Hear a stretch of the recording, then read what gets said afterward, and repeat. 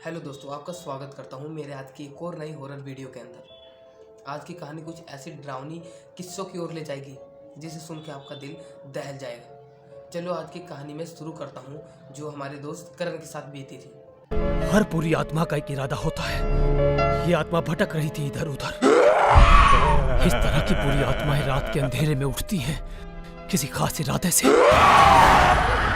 करण अपने गांव बहुत दिन के बाद जाने वाला था। लगभग 3 साल के बाद वो शहर में कमाया करता था और शहर से गांव अपने फैमिली वालों को पैसे भेजा करता था।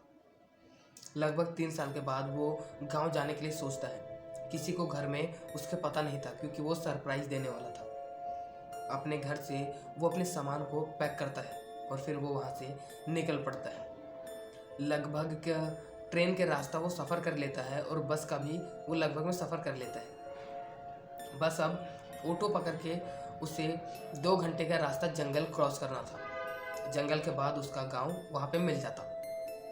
करण कहता है कि भाई क्या तुम चलना चाहते हो? गाड़ी वाले से वो पूछता है कि क्या तुम मुझे ले जाओगे वो गांव?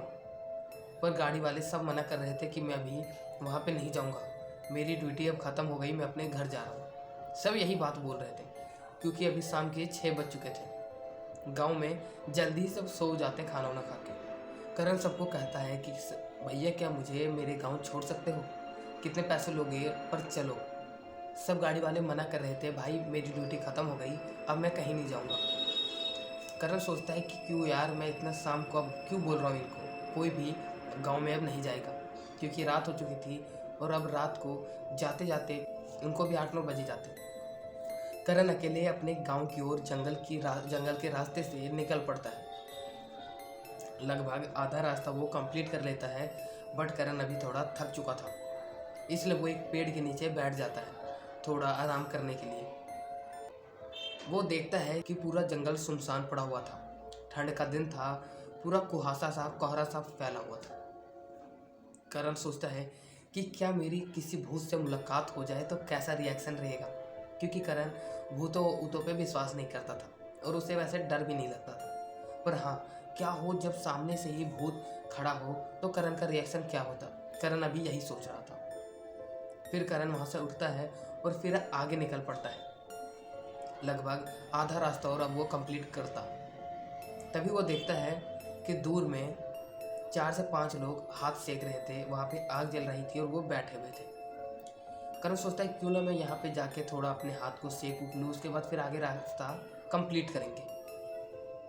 करण जाता है और वहाँ पे उन जो लोग वहाँ पे बैठे हुए थे उसके सामने खड़ा हो जाता है। वो लोग करण की ओर देख रहे थे और करण उनकी ओर। करण कहता है क्या मैं भी हाथ सेक सकता हूँ?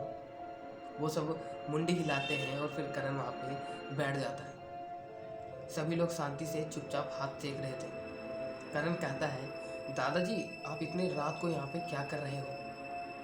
वो कहते हैं कुछ नहीं, जंगल में हाथी चढ़ चुका है, इसलिए हम यहाँ पे उनको भगाने के लिए बैठे हैं कि वो हमारे गांव की ओर चले ना जाए। करण उनकी बात सुन के उनके बीच में हल्की फुल्की बात चलती रहती है।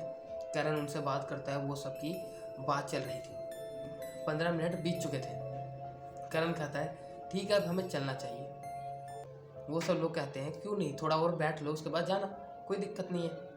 करण थोड़ी और देर बैठ जाता है और हल्का फुल्का करण देखता है तो अभी वो जहाँ बैठा हुआ था लगभग में 5 लोग थे।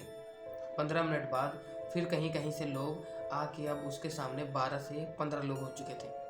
करण वहाँ बैठा था और उसके अगल बगल भी लोग बैठे हुए थे, जो नए लोग उसके पीछे आए थे। लगभग अब वहाँ पे 16 से 17 लोग थे। करण कहता है यहाँ पे क्या पंचायत है जो सब यहाँ के जमा होते जा रहे हैं? करण उतना अपने दिमाग में फोर्स नहीं करता, सोचता नहीं है और करण कहता है फिर लास्ट में ठीक है मैं चलता हूँ।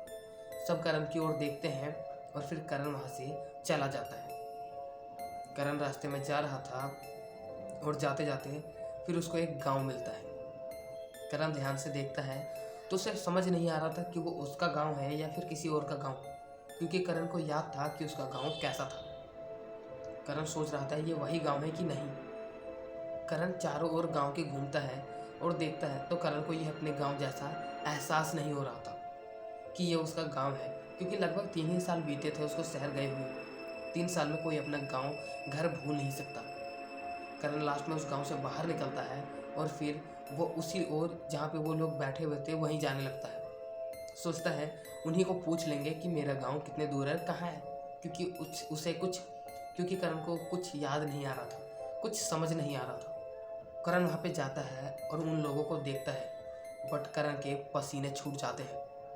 वहाँ पे करण भी बैठा हुआ था, बट करण वहाँ पे बैठा है तो यहाँ पे खड़ा होके वहाँ पे देख कौन रहा है, क्योंकि करण यहाँ पे भी और करण वहाँ पे भी। करण सोच में पड़ जाता है कि करण है तो है कौन जो वहाँ पे बैठा हुआ है। करण दूर से ही देख रहा था। लास्ट में सभी लोग मुंडी घुमा के करण की ओर देखने लगते हैं। करण अब छुप नहीं सकता था क्योंकि वो सभी के नज़र में आ चुका था। करण धीरे धीरे जाता है उन लोगों के पास और कहता है ये कौन है। करण को थोड़ी अब ज़्यादा घबराहट सी हो रही थी क्योंकि वो फंस चुका था। तभी जो वहाँ पे करण का डुप्लीकेट था वो खड़ा हो जाता है और हंसने लगता है। जैसे वो खड़ा होता है और हंसने लगता है, करण और ज़्यादा जो डर जाता है और फिर करण वहीं पे बेहोश हो जाता है। करण की होश लगभग आधे घंटे बाद खुलती है और करण देखता है तो वहाँ पे कोई नहीं था, बस करण के सिवा। करण अपने बैग को उठाता है और वहाँ से भागने लगता है।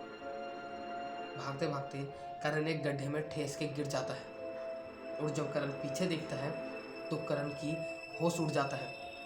करण जहाँ पे अभी थोड़ी देर पहले बैठ के आधे घंटे पहले बैठ के हाथ सेक रहा था, वो वहाँ पे कोई लोग नहीं थे। वो एक कब्रिस्तान था जहाँ पे लोगों को रखा जाता था। करण सोचता मैं कहाँ पे आ गया था, अभी कहाँ पे हूँ मैं अभी, जो इतने डरावने लोग मेरे सामने बैठे थे और वो कौन थे जो यहाँ पे बैठे हुए थे। करण को धीरे धीरे आइडिया होते जाता है कि वो कोई लोग नहीं थे, वो वहीं पे जो मरे हुए लोग थे उनकी आत्मा थी जो एक जगह पे बैठ के हाथ सेक रहे थे। सब एक कहानी रचा हुआ था। रात के समय जो सारे भूत एक जगह पे जमा हो रहे थे, उसके बीच करण जाके अपने हाथों को सेक रहा था। करण चौंक चुका था इस बात को सोच करके कि उसके साथ अभी लगभग आधे घंटे पहले ये भी हो चुका है। करण भागते भागते मेन रोड पहुंच जाता है। वहाँ पे उस मेन रोड के सामने करण बैठ के रोने लगता है कि अभी आधे एक घंटा पहले मेरे साथ क्या हो रहा था। सुबह होती है और करण फिर सुबह को ऑटो वाले से कहता है कि मुझे उस गांव छोड़ दो। वो आदमी उसके गांव छोड़ देता है और करण अपने परिवार वालों के सामने पहुंच जाता है।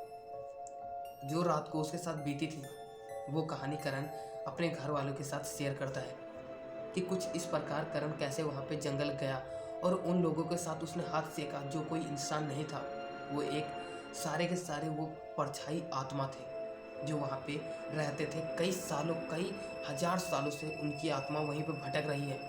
उनके साथ करण भी बैठ के आ चुका है।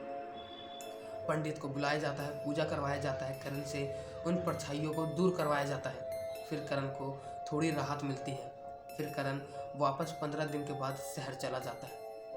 करण को गांव आने के लिए भी अब सोचना पड़ता है कि वो गांव जाए कि ना जाए, इसलिए कभी भी किसी के साथ भी ये हो सकता है। रात के समय किसी पे भी भरोसा नहीं करना चाहिए। होप दोस्तों आपको ये कहानी अच्छी लगी होगी। हमारे चैनल को सब्सक्राइब करो, वीडियो को लाइक करो, कमेंट करो, शेयर करो। मिलूंगा इसी के साथ एक नई हॉरर वीडियो में। तब तक के लिए बाय बाय।